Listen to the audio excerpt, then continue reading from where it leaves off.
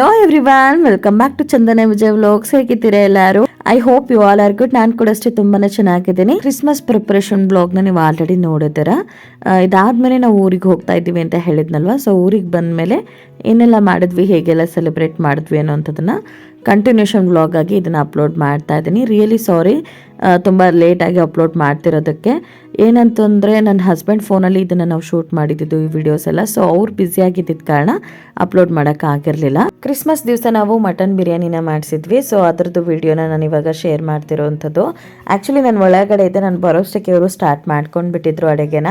ಹಾಗಾಗಿ ಸ್ಟಾರ್ಟಿಂಗಿಂದ ತೋರ್ಸೋಕ್ಕಾಗಲಿಲ್ಲ. Really sorry. ಇಲ್ಲಿ ಇವಾಗ ಇವ್ರು ಏನು ಮಾಡ್ತಿದ್ದಾರೆ ಅಂದರೆ ಆನಿಯನ್ ಮತ್ತು ಹೋಲ್ ಸ್ಪೈಸಸ್ ಮತ್ತು ಜಿಂಜರ್ ಗಾರ್ಲಿಕ್ ಪೇಸ್ಟ್ ಹಾಕಿ ಆಯಿಲಲ್ಲಿ ಫ್ರೈ ಮಾಡ್ಕೊತಾ ಇದ್ದಾರೆ. ತುಂಬ ಹೊತ್ತು ಚೆನ್ನಾಗಿ ಫ್ರೈ ಮಾಡ್ತಾರೆ. ಆ ಫ್ಲೇವರ್ ಎಲ್ಲ ಚೆನ್ನಾಗಿ ಬಿಡಬೇಕು.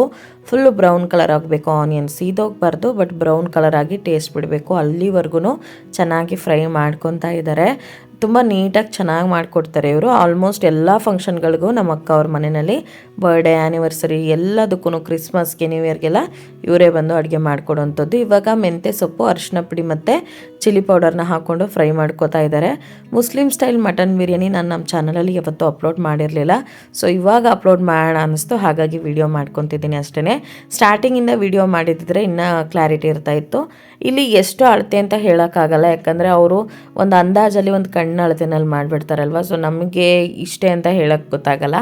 ಹಾಗಾಗಿ ಜಸ್ಟ್ ಹೇಳ್ತಾ ಇದ್ದೀನಿ, ನಿಮಗೆ ನೋಡಿದ್ರೆ ಒಂದು ಐಡಿಯಾ ಬರ್ಬೋದು. ಆಲ್ಮೋಸ್ಟ್ ಒಂದು 4 to 5 kg ಅಷ್ಟು ಆನಿಯನ್ ಮತ್ತು 4 kg ಅಷ್ಟು ಟೊಮೆಟೊನ ನಾವಿಲ್ಲಿ ಕಟ್ ಮಾಡಿ ಕೊಟ್ಟಿದ್ವಿ. ಆ್ಯಕ್ಚುಲಿ ಇದೆಲ್ಲ ನಾವೇ ಕಟ್ ಮಾಡಿ ಕ್ಲೀನ್ ಮಾಡಿ ಕೊಡೋವಂಥದ್ದು. ನಮ್ಮ ಮನೆಯಲ್ಲೇ ಎಲ್ಲರೂ ಸೇರಿಕೊಂಡು ರೆಡಿ ಮಾಡಿ ಕೊಡ್ತೀವಿ.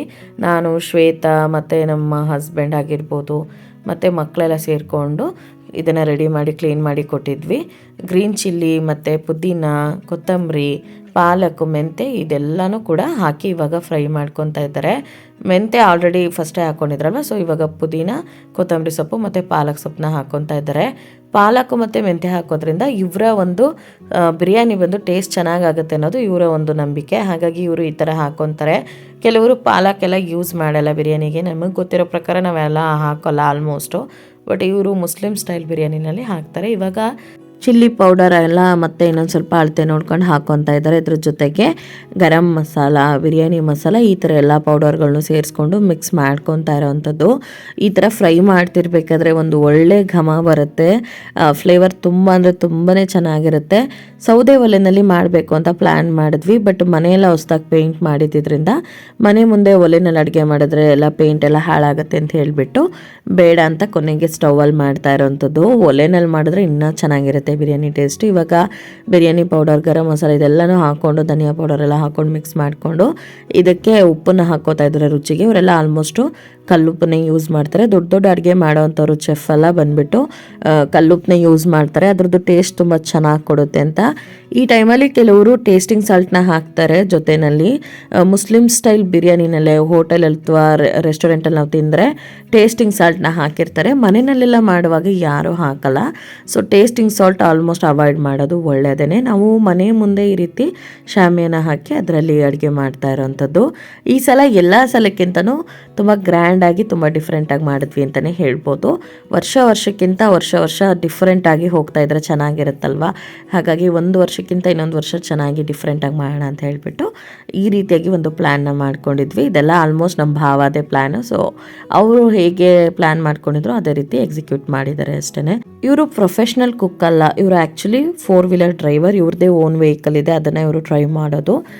ನನ್ನ ಹಸ್ಬೆಂಡ್ ಇವ್ರಿಗೆ ಅಸಿಸ್ಟ್ ಮಾಡ್ತಿದ್ರು, ಹೆಲ್ಪ್ ಮಾಡ್ತಾಯಿದ್ರು. ಯಾಕಂದರೆ ಇವರು ಯಾವ ಅಸಿಸ್ಟೆಂಟು ಇಟ್ಕೊಂಡಿಲ್ಲ ಪಾಪ. ಅವರು ಜಸ್ಟ್ ಬಂದು ನಾವೆಲ್ಲ ಕಟ್ ಮಾಡಿ ಎಲ್ಲ ಕ್ಲೀನ್ ಮಾಡಿ ಇಟ್ಟಿದ್ರೆ ಬಂದು ಅಡುಗೆ ಮಾಡಿಕೊಟ್ಬಿಟ್ಟು ಹೋಗ್ಬಿಡ್ತಾರೆ. ಊಟ ಕೂಡ ಮಾಡಲ್ಲ, ಯಾಕಂದರೆ ಹಲಾಲ್ ಕಟ್ ಮಾಡಿಸಿಲ್ಲ ಅಂದರೆ ಅವ್ರು ತಿನ್ನಲ್ಲ. ಸಮ್ಟೈಮ್ಸ್ ಹಲಾಲ್ ಮಾಡಿಸಿದ್ರೇನೋ ಅವ್ರು ತಿನ್ನಲ್ಲ. ಇವತ್ತು ಬೇರೆ ಅವರು ತುಂಬ ಬ್ಯುಸಿ ಇದ್ರು, ಎಲ್ಲೋ ಹೊರಗಡೆ ಹೋಗಬೇಕು ಅಂತ ಹೇಳ್ತಿದ್ರು. ಅದಕ್ಕೋಸ್ಕರ ಹಾಗೆ ಜಸ್ಟ್ ಬಿರಿಯಾನಿ ಒಂದೇ ಮಾಡಿಕೊಟ್ಬಿಟ್ಟು ಹೋಗಿದ್ದು. ಸ್ವೀಟ್ಸು ಮತ್ತು ಕಬಾಬ್ ಎಲ್ಲ ಇವರೇ ಮಾಡ್ತಾಯಿದ್ರು. ಬಟ್ ಈ ಸಲ ಇವ್ರು ಮಾಡಲಿಲ್ಲ, ಎಲ್ಲ ನಮ್ಮ ಶ್ವೇತನೇ ಮಾಡಿದ್ದು. ಇವಾಗ ಎಲ್ಲ ಚೆನ್ನಾಗಿ ಫ್ರೈ ಮಾಡ್ಕೊಂಡಿದ್ದಾದ್ಮೇಲೆ ಮಸಾಲೆ ಎಲ್ಲ ಚೆನ್ನಾಗಿ ಎಣ್ಣೆ ಬಿಟ್ಕೊಂಡಿದ್ಮೇಲೆ ಮಟನ್ನ ಆ್ಯಡ್ ಮಾಡ್ತಿದ್ದಾರೆ. ಒಂದು 8 kg ಅಷ್ಟು ಮಟನ್ನ ಇಲ್ಲಿ ಹಾಕ್ತಾ ಇದ್ದಾರೆ.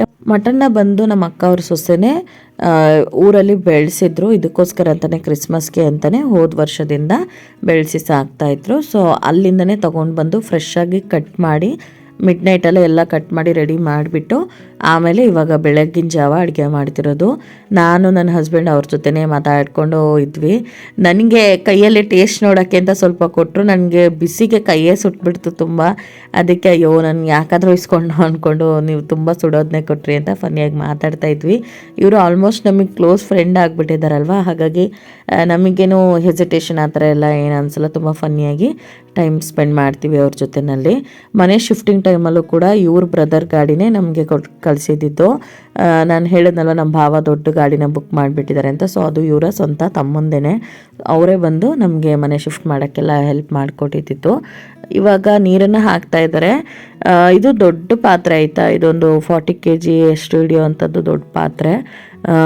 ಆ ಪಾತ್ರೆಯಲ್ಲಿ ನಾವು ಒಂದು 8 kg ಅಷ್ಟು ಮಟನ್, 10 kg ಅಷ್ಟು ರೈಸ್ ಹಾಕಿ ಬಿರಿಯಾನಿ ಮಾಡ್ತಿರೋದು. ಕರೆಕ್ಟಾಗಿ ಚೆನ್ನಾಗಿ ಬಂದಿತ್ತು. ತುಂಬ ಜಾಸ್ತಿನೂ ಆಗಲಿಲ್ಲ, ತುಂಬ ಕಡಿಮೆನೂ ಆಗಿಲ್ಲ, ಚೆನ್ನಾಗಿ ಬಂದಿತ್ತು. ಇವಾಗ ರೈಸ್ನ ಹಾಕ್ಕೊತಾ ಇದ್ದಾರೆ. ರೈಸ್ನ ಇವರು ನೆನೆಸ್ಬಿಟ್ಟು ಏನೂ ಹಾಕಲಿಲ್ಲ, ತೊಳೆದ್ರು. ಒಂದು 2-3 ಸಲ ನನ್ನ ಹಸ್ಬೆಂಡ್ ತೊಳೆದು ಹೆಲ್ಪ್ ಮಾಡಿಕೊಟ್ರು. ತೊಳೆದಿದ್ದ ತಕ್ಷಣವೇ ಅವರು ಇಮಿಡಿಯೇಟಾಗಿ ಹಾಕ್ತಿದ್ದಾರೆ. ಇವರು ಹೇಳೋ ಪ್ರಕಾರ ಏನಂದರೆ ರೈಸ್ನ ತೊಳೆದು ನೆನೆಸಿಟ್ಬಿಟ್ರೆ ಸ್ವಲ್ಪ ಒಡೆದೋಗುತ್ತೆ ಬೇಗ ಅಂತ ಹೇಳ್ತಾರೆ.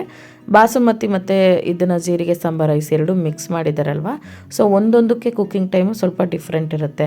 ಹಾಗಾಗಿ ನೆನೆಸ್ಬಿಟ್ರೆ ಒಂದು ಜಾಸ್ತಿ ನೆಂದೋಗ್ಬಿಡುತ್ತೆ, ಒಂದು ಜಾಸ್ತಿ ನೆನೆಯಲ್ಲ. ಆ ಥರ ಆದರೆ ಪ್ರಾಬ್ಲಮ್ ಆಗುತ್ತೆ ಅಂತ ಹೇಳಿಬಿಟ್ಟು ನೆನೆಸ್ಲಿಲ್ಲ ಅವರು, ಹಾಗೆ ಡೈರೆಕ್ಟಾಗಿ ಹಾಕ್ಕೊತಾ ಇದ್ದಾರೆ. ಇವಾಗ ರೈಸ್ ಎಲ್ಲ ಹಾಕಿದ್ಮೇಲೆ ನೀಟಾಗಿ ತಿರುಗಿಸಿದ್ರೆ ಮಸಾಲ ಎಲ್ಲ ತುಂಬ ಚೆನ್ನಾಗಿ ಫ್ಲೇವರ್ ಕೊಡ್ತಾ ಇತ್ತು. ನಮಗೆ ಆ ಸ್ಮೆಲ್ಗೆ ಆ ಕಡೆ ಈ ಕಡೆ ಹೋಗೋಕ್ಕೆ ಮನಸ್ಸು ಬರ್ತಿರ್ಲಿಲ್ಲ, ಅಷ್ಟು ಚೆನ್ನಾಗಿರುತ್ತೆ. ನಮ್ಮ ಅಕ್ಕ ಅವ್ರದ್ದು ಆ್ಯನಿವರ್ಸರಿಲೂ ಕೂಡ ಇವರೇ ಚಿಕನ್ ಬಿರಿಯಾನಿ ಮಾಡಿದ್ದು. ಯಾವಾಗಲೂ ನಾವು ಜಾಸ್ತಿ ಚಿಕನ್ ಬಿರಿಯಾನಿ ಮಾಡಿಸ್ತಿದ್ವಿ, ಈ ಸಲ ಮಟನ್ ಬಿರಿಯಾನಿ ಮಾಡ್ತಾಯಿದ್ದೀವಿ. ಇವಾಗ ಎಲ್ಲ ಆಯಿತು, ರೆಡಿ ಆಯಿತು. ಇವಾಗ ದಮ್ ಕಟ್ತಾ ಇದ್ದಾರೆ. ಮುಸ್ಲಿಮ್ಸ್ ಅವ್ರದ್ದು ಸ್ಪೆಷಾಲಿಟಿ ಏನಂತ ಹೇಳಿದ್ರೆ ಅವರು ತುಂಬ ಜಾಸ್ತಿ ನೀರು ಹಾಕಿ ಅನ್ನನ ಜಾಸ್ತಿ ಬೆಂದೋಗಕ್ಕೆ ಬಿಡಲ್ಲ. ಸ್ವಲ್ಪ ನೀರನ್ನು ಹಾಕಿ ಮೀಡಿಯಮ್ ಆಗಿ ದಮ್ ಕಟ್ಬಿಡ್ತಾರೆ. ಆ ದಮ್ ಕಟ್ಟಿದ್ರಲ್ಲಿ ಒಳಗಡೆ ಆ ಹೀಟಲ್ಲೇ ಬೆಂದಿರುತ್ತಲ್ವ ರೈಸು, ಸೊ ಅದರಿಂದನೇ ಇನ್ನೂ ಕೂಡ ಟೇಸ್ಟ್ ಚೆನ್ನಾಗಿರುತ್ತೆ, ಫ್ಲೇವರ್ ಕೂಡ ತುಂಬ ಚೆನ್ನಾಗಿರುತ್ತೆ. ಈ ರೀತಿ ಯಾವುದಾದ್ರೂ ಕಾಟನ್ ಕ್ಲಾತ್ನ ಹಾಕಿ ದಮ್ ಕಟ್ಟಿದ್ರೆ ಒಳ್ಳೆಯದು. ನಾವು ಬೆಡ್ಶೀಟ್ ಎಲ್ಲ ಕೇಳಿದ್ರು ನಮ್ಮ ಹತ್ರ ಇಲ್ದಿರೋದ್ರಿಂದ ಈ ರೀತಿ ಕಾಟನ್ ಕ್ಲಾತ್ನ ಕೊಟ್ಟಿದ್ದೀವಿ ಅಷ್ಟೇ. ಅವರು ಹೇಳ್ತಾಯಿದ್ರು ಬೆಡ್ಶೀಟ್ ಆದರೆ ಕರೆಕ್ಟಾಗಿರುತ್ತೆ, ಇದೆಲ್ಲ ತಡೆಯಲ್ಲ ಅಷ್ಟು ಅಂತ. ಬಟ್ ತುಂಬ ಅಂದರೆ ತುಂಬಾ ಚೆನ್ನಾಗಿ ಬಂದಿತ್ತು. ನಾವೆಲ್ಲರೂ ಕೂಡ ಎಂಜಾಯ್ ಮಾಡಿ ತಿಂದ್ವಿ, ಅಷ್ಟು ಟೇಸ್ಟಿಯಾಗಿ ಬಂದಿತ್ತು. ಇದ್ರ ಮೇಲೆ ಒಂದು ವೆಯ್ಟ್ಗೆ ಅಂತ ದೊಡ್ಡ ಹಂಡೆನೇ ಇಟ್ಬಿಟ್ಟಿದ್ದಾರೆ. ಈ ಥರ ಕೆಂಡ ಇರುತ್ತಲ್ವ, ಈ ಥರ ದಮ್ ಕಟ್ಟೋ ಟೈಮಲ್ಲಿ ಕೆಂಡ ಹಾಕಿದ್ರೆ ಸಕ್ಕತ್ತಾಗಿರುತ್ತೆ ಅದ್ರದ್ದು ಫ್ಲೇವರ್, ಮೇಲ್ಗಡೆ ಕೆಂಡ ಎಲ್ಲ ಹಾಕಿ ದಮ್ ಕಟ್ಟರೆ. ಬಟ್ ಇಲ್ಲಿ ಯಾವುದೋ ಆಪ್ಷನ್ ಇರಲಿಲ್ಲ, ಹಾಗಾಗಿ ಒಂದು ವೆಯ್ಟ್ಗೆ ಜಾಸ್ತಿ ನೀರು ತುಂಬಿಸಿರೋ ಅಂಥ ಒಂದು ಹಂಡೆನ ಹಾಕಿ ಇಟ್ಟಿದ್ರು. ಇವಾಗ ಬಿರಿಯಾನಿ ರೆಡಿ ಆಗೋಯಿತು. ಮನೆಯಲ್ಲಿ ಎಲ್ಲರೂ ಇನ್ನೂ ರೆಡಿ ಆಗ್ತಾಯಿದ್ರು, ಸ್ನಾನ ಮಾಡೋರು ಸ್ನಾನ ಮಾಡಿಕೊಂಡು ಬೇರೆ ಬೇರೆ ಕೆಲಸಗಳನ್ನ ಮಾಡ್ಕೊಂಡೆಲ್ಲ ರೆಡಿ ಆಗ್ತಾಯಿದ್ರು. ನಮ್ಮ ಅಕ್ಕನ ಮಗ ಆಲ್ಮೋಸ್ಟ್ ಇದೆಲ್ಲ ವೀಡಿಯೋ ಮಾಡ್ತಿರೋದು. ನಾನಾಗಿದ್ದರೆ ನನಗೆ ಏನೇನು ವೀಡಿಯೋ ಮಾಡಬೇಕು ಅಂತ ಗೊತ್ತಾಗ್ತಿತ್ತು, ಹೇಗೆ ಮಾಡಬೇಕು ಅಂತ. ಬಟ್ ಅವ್ನಿಗೆ ಹೆಂಗೆ ಇಷ್ಟ ಆಗುತ್ತೆ, ಏನೇನು ಇಷ್ಟ ಆಗುತ್ತೆ ಅದನ್ನು ವೀಡಿಯೋ ಮಾಡ್ತಿದ್ದಾನೆ. ಅಕ್ಕನ ಮಕ್ಕಳೇ ಆಲ್ಮೋಸ್ಟ್ ಇದೆಲ್ಲ ವೀಡಿಯೋ ಮಾಡಿರೋದು. ಒಂದು ಸಲ ಅಕ್ಕನ ಮಗ ವೀಡಿಯೋ ಮಾಡ್ದೆ, ಇನ್ನೊಂದು ಸಲ ಅಕ್ಕನ ಮಗಳು ವೀಡಿಯೋ ಮಾಡಿದ್ಲು. ಎಲ್ಲ ಅವರೇ ಸ್ವಲ್ಪ ಜವಾಬ್ದಾರಿ ತೊಗೊಂಡು ಇದೆಲ್ಲ ವೀಡಿಯೋ ಮಾಡ್ತಿರೋಂಥದ್ದು. ಮನೆ ಒಳಗಡೆ ಎಲ್ಲ ಲೇಡೀಸ್ ಕೂಡ ಅವ್ರವ್ರ ಕೆಲಸಗಳನ್ನ ಮಾಡ್ಕೊತಾ ಇದ್ದಾರೆ. ವರ್ಕಿ ಪಾಯಸ ಈ ಸಲ ಮಾಡಿದ್ದು ತುಂಬಾ ಚೆನ್ನಾಗಿ ಬಂದಿತ್ತು. ಶ್ವೇತಾ ಮಾಡಿದ್ದು ಅಂತ ಹೇಳಿದ್ನಲ್ಲ, ಸೊ ಅವಳು ಅದಕ್ಕೆಲ್ಲ ರೆಡಿ ಮಾಡ್ಕೊತಾ ಇದ್ದಾಳೆ. ಮತ್ತು ಕಬಾಬ್ಗೆಲ್ಲ ರೆಡಿ ಮಾಡ್ಕೊತಾ ಇದ್ದಾಳೆ. ಅವಳಿಗೆ ನಮ್ಮ ಅಕ್ಕ ಮತ್ತು ನಮ್ಮ ಅಕ್ಕನ ಮಗಳು ಹೆಲ್ಪ್ ಮಾಡ್ತಾ ಇದ್ದಾರೆ. ಅಡುಗೆ ಮನೆಯಲ್ಲೂ ಕೆಲಸ ನಡೀತಾ ಇತ್ತು ಆ್ಯಂಡ್ ಹೊರಗಡೆ ಕೂಡ ಬಿರಿಯಾನಿ ರೆಡಿ ಆಗಿಬಿಟ್ಟಿತ್ತು. ಇದಾದಮೇಲೆ ಮಕ್ಕಳೆಲ್ಲ ರೆಡಿ ಆಗಿ ನಾವೆಲ್ಲ ರೆಡಿ ಆಗಿತ್ತು. ಕ್ರಿಸ್ಮಸ್ಗೆ ಎಲ್ಲ ರೆಡಿ ಮಾಡ್ಕೊಂಡಿದ್ವಿ, ಬಟ್ ಬಲೂನ್ಸ್ ಮಾತ್ರ ಕಟ್ಟಿರಲಿಲ್ಲ. ಬಲೂನ್ಸ್ನ ಪ್ರೇಯರ್ಗಿಂತ ಮುಂಚೆ ಕಟ್ಟಿದ್ವಿ, ಇಲ್ಲಾಂದರೆ ಎಲ್ಲ ಹೊಡೆದೋಗ್ಬಿಡುತ್ತೆ ಅಂತ ಹೇಳಿಬಿಟ್ಟು.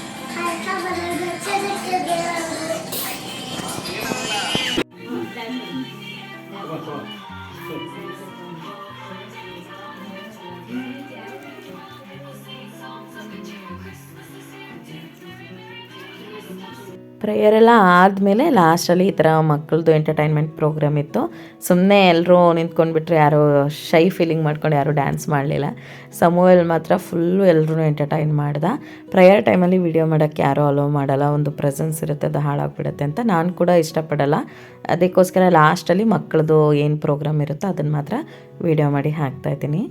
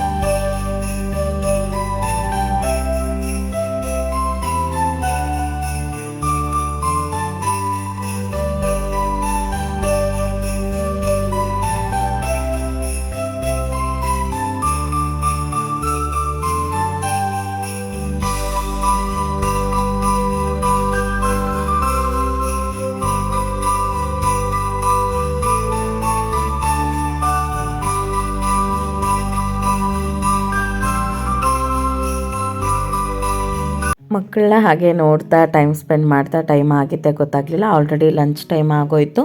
ಸೊ ಎಲ್ಲರೂ ಆಲ್ಮೋಸ್ಟ್ ಬಂದುಬಿಟ್ಟಿದ್ರು. ನಾವು ಇನ್ವೈಟ್ ಮಾಡಿದ್ದವರೆಲ್ಲ ಬರೋಕ್ಕೆ ಸ್ಟಾರ್ಟ್ ಮಾಡಿದರು. ತುಂಬ ಜನ ಸ್ಟಾರ್ಟಿಂಗಲ್ಲೇ ಬಂದರು, ಪ್ರೇಯರ್ ಟೈಮಲ್ಲೇ ಬಂದು ಅವರು ಕೂಡ ನಮ್ಮ ಜೊತೆ ಜಾಯ್ನ್ ಆದರು. ಕೆಲವರು ಪ್ರೇಯರೆಲ್ಲ ಮುಗ್ದಿದ ಮೇಲೆ ಬಂದರು, ಬೇರೆ ಬೇರೆ ಕಡೆಯಿಂದ ಬಂದಿದ್ದಿತ್ತು. ಹಾಗಾಗಿ ಕೆಲವ್ರಿಗೆ ವೆಹಿಕಲ್ ಅರೇಂಜ್ ಆಗಿರಲಿಲ್ಲ, ಕೆಲವ್ರಿಗೆ ಹೊರಡೋಕ್ಕೆ ಟೈಮ್ ಆಗಿಬಿಟ್ಟಿತ್ತು. ಹಾಗಾಗಿ ಎಲ್ಲರೂ ಬರೋದಕ್ಕೆ ಆಲ್ಮೋಸ್ಟ್ 1:30 ಅಷ್ಟು ಆಗೋಗ್ಬಿಡ್ತು.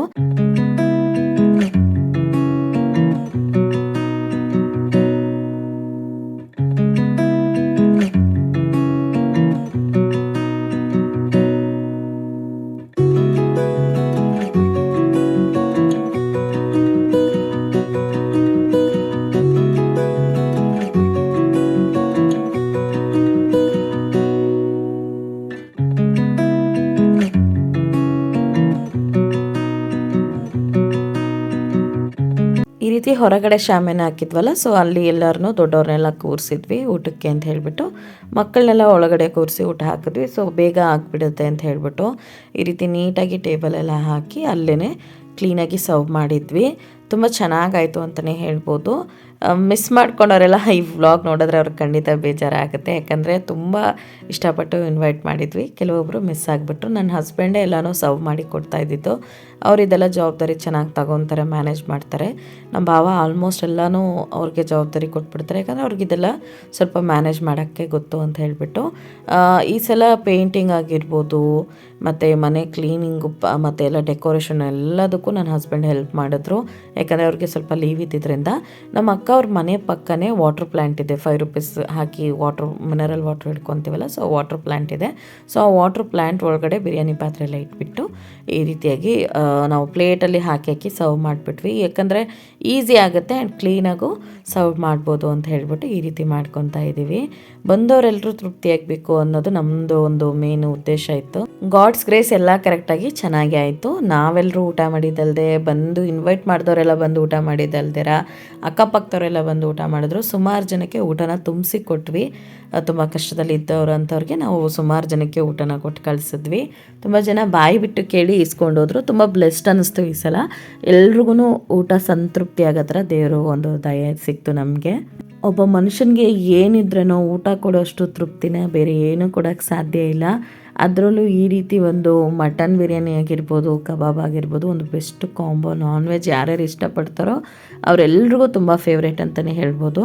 ತುಂಬ ಚೆನ್ನಾಗೂ ಕೂಡ ಬಂದಿತ್ತು. ಟೇಸ್ಟ್ ವೈಸು ಮತ್ತು ಕ್ವಾಲಿಟಿ ಎಲ್ಲ ತುಂಬ ಚೆನ್ನಾಗಿ ಬಂದಿತ್ತು.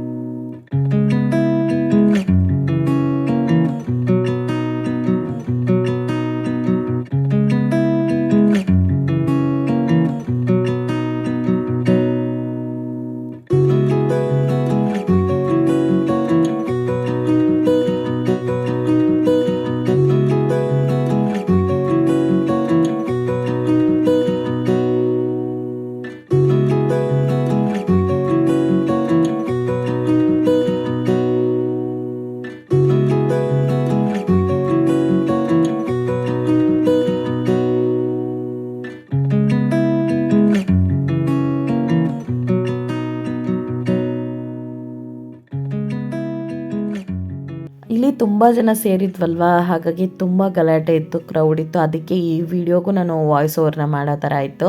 ನನಗೆ ತುಂಬ ಬೇಜಾರಾಗ್ತಿರುತ್ತೆ ಬರೀ ವಾಯ್ಸ್ ಓವರ್ ಮಾಡಬೇಕು ಅಂತಂದರೆ. ಬಟ್ ಏನಾಗುತ್ತೆ ಅಂತ ಹೇಳಿದ್ರೆ, ವಾಯ್ಸ್ ಓವರ್ ಮಾಡ್ದಿರ ಹಾಗೆ ಅಲ್ಲಿರೋ ವಾಯ್ಸ್ನೇ ಹಾಕ್ಬಿಟ್ರೆ ತುಂಬ ಡಿಸ್ಟರ್ಬೆನ್ಸ್ ಅನಿಸುತ್ತೆ ಕೇಳೋರ್ಗು. ಎಲ್ಲ ಒಂದೊಂದು ಕಡೆ ಒಂದೊಂದು ಥರ ಗಲಾಟೆ ಮಾಡ್ತಿರ್ತಾರೆ. ಸೊ ಒಂಥರ ಡಿಸ್ಟರ್ಬೆನ್ಸ್ ಅನಿಸುತ್ತೆ. ಅದಕ್ಕೋಸ್ಕರ ನಾನು ಎಲ್ಲಿ ಸಾಧ್ಯ ಆಗುತ್ತೋ ಅಲ್ಲೆಲ್ಲ ಆಲ್ಮೋಸ್ಟು ವಾಯ್ಸ್ ಓವರ್ನೇ ಮಾಡಿಬಿಡ್ತಾ ಇರ್ತೀನಿ. ನಾನು ಕೂಡ ಊಟ ಎಲ್ಲ ಬಡಿಸ್ಕೊಟ್ಟಿದ್ದೆ. ನನಗೆ ತುಂಬ ಖುಷಿ ಆ ಥರ ಊಟ ಎಲ್ಲ ಬಡಿಸೋದು, ಊಟ ಕೊಡೋದು ಅಂತ. ನಾವು 2 ಇಯರ್ಸ್ ಬಿಫೋರ್ ಕ್ರಿಸ್ಮಸಲ್ಲಿ ಏನು ಮಾಡಿದ್ವಿ ಅಂದರೆ, ನನ್ನ ಹಸ್ಬೆಂಡ್ ಮತ್ತು ನಾನು ಇಬ್ಬರು ಹೋಗಿ ರೋಡ್ ಸೈಡಲ್ಲಿ ಇರೋವಂಥವ್ರಿಗೆ ಚಳಿನಲ್ಲಿ ಮಲಗಿರೋ ಅಂಥವ್ರಿಗೆಲ್ಲ ಊಟ ಕೊಟ್ಬಿಟ್ಟು ಬಂದಿದ್ವಿ. ಅದು ನಿಮಗೂ ಕೂಡ ಗೊತ್ತಿರ್ಬೋದು, ವ್ಲಾಗಲ್ಲಿ ಹೇಳಿದ್ದೀನಿ ಅನಿಸುತ್ತೆ. ನನಗೆ ತುಂಬ ಅಂದರೆ ತುಂಬ ಖುಷಿಯಾಗಿತ್ತು ಆವಾಗ. ಬಟ್ ಆವಾಗ ಕೈಯಾರ ಬಡಿಸಿರಲಿಲ್ಲ, ಜಸ್ಟ್ ಪ್ಯಾಕ್ ಮಾಡಿದ್ವಿ. ನಮ್ಮ ಅತ್ತೆ ಮಾವನೇ ಪ್ಯಾಕ್ ಮಾಡಿಕೊಟ್ಟಿದ್ರು. ಜಸ್ಟ್ ತೊಗೊಂಡು ಹೋಗಿ ಕೊಟ್ಬಿಟ್ಟು ಬಂದುಬಿಟ್ಟಿದ್ವಿ. ಆವಾಗ ಒಂಥರ ಅನಿಸಿತ್ತು, ಖುಷಿಯಾಗಿತ್ತು. ಬಟ್ ಈ ಸಲ ಕೈಯಾರ ಬಡಿಸಿದ್ದು, ಈ ಥರ ಆ್ಯನಿವರ್ಸರಿ ಟೈಮಲ್ಲೆಲ್ಲ ಬಡಿಸ್ತಿರ್ತೀವಿ. ಬಟ್ ಈ ಸಲ ಜಾಸ್ತಿ ಜನಕ್ಕೆ ನಾನು ಕೈಯಾರ ಊಟ ಬಡಿಸಿದ್ದು ತುಂಬಾ ಖುಷಿಯಾಯಿತು. ಒಂದು ಕಡೆ ಫ್ರೆಶ್ಶಾಗಿ ಆವಾಗಲೇ ಕಬಾಬ್ನ ಫ್ರೈ ಮಾಡ್ತಾಯಿದ್ಲು ಶ್ವೇತಾ. ಹಾಗೆ ಬಿಸಿ ಬಿಸಿಯಾಗಿ ಕಬಾಬ್ನ ಮಾಡಿಕೊಡ್ತಾಯಿದ್ಲು. ಒಂದು ಕಡೆ ಊಟ ಸರ್ವ್ ಮಾಡ್ತಾಯಿದ್ರು. ಒಂಥರ ಹಬ್ಬದ ವಾತಾವರಣ ತುಂಬ ಚೆನ್ನಾಗಿ ನಮ್ಮ ಮನೆಯಲ್ಲಿ ಮನೆ ಮಾಡಿತ್ತು ಅಂತಲೇ ಹೇಳ್ಬೋದು.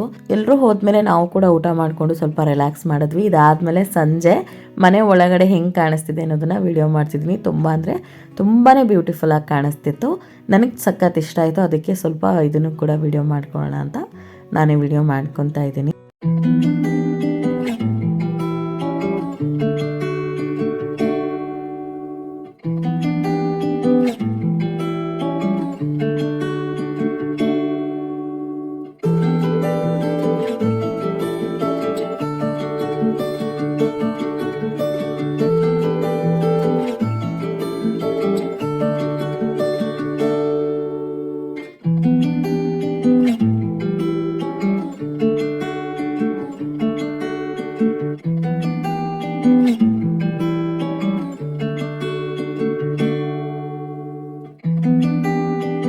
ಈ ಮನೆ ನಮ್ಮ ಅಕ್ಕ ಅವರ ಸ್ವಂತ ಮನೆ.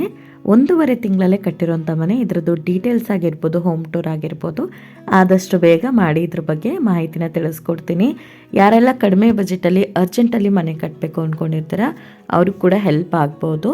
ಹೋಪ್ಫುಲಿ ನಿಮ್ಮೆಲ್ರಿಗೂ ಈ ಒಂದು ಕ್ರಿಸ್ಮಸ್ ಸೆಲೆಬ್ರೇಷನ್ ವಿಡಿಯೋ ಇಷ್ಟ ಆಗಿರ್ಬೋದು ಅನ್ಕೋತೀನಿ. ಮತ್ತೊಂದು ಸಲ ನಮ್ಮ ಫ್ಯಾಮಿಲಿ ಕಡೆಯಿಂದ ನಿಮ್ಮೆಲ್ರಿಗೂ ಕ್ರಿಸ್ಮಸ್ ಹಬ್ಬದ ಶುಭಾಶಯಗಳು. ಈ ವಿಡಿಯೋ ಇಷ್ಟ ಆಗಿದ್ರೆ ವಿಡಿಯೋನ ಲೈಕ್ ಮಾಡಿ. ನಮ್ಮ ಚಾನಲ್ನ ಇನ್ಯಾರು ಸಬ್ಸ್ಕ್ರೈಬ್ ಮಾಡ್ಕೊಂಡಿಲ್ಲ, ಇವಾಗಲೇ ಸಬ್ಸ್ಕ್ರೈಬ್ ಮಾಡ್ಕೊಳ್ಳಿ. Thank you so much for watching. Love you all. Bye.